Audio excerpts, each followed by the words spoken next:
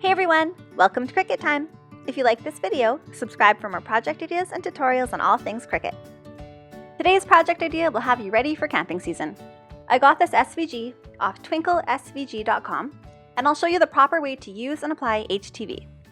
Heat Transfer Vinyl, or HTV, and Cricut Iron-On material are all the same thing.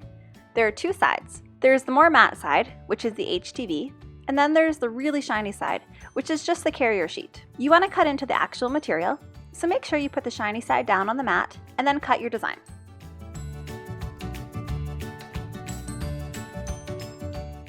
When I'm weeding little pieces, I like to use one of these scrap collectors. The grooves catch all the little pieces off my weeding tool, and it suction cups to the table. Go through and remove all the parts that you don't want.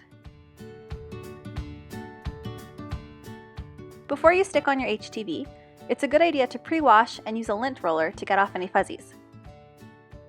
Different kinds of heat transfer vinyl and different kinds of shirt material use a slightly different temperature, so you can go onto Cricut's heat guide to figure out what temperature you should be using for your project.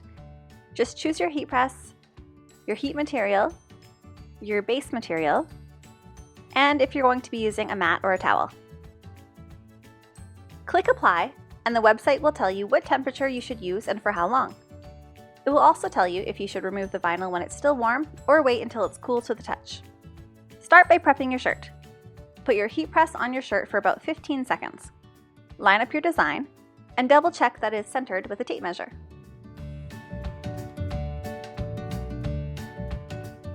When you are happy with the placement, press the shirt using light pressure. If your design is larger than your press, just do it in two different sections.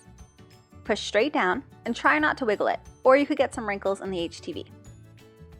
Once the front is done, flip it over and do the back for an extra 15 seconds. This will help it to get a strong adherence to your shirt.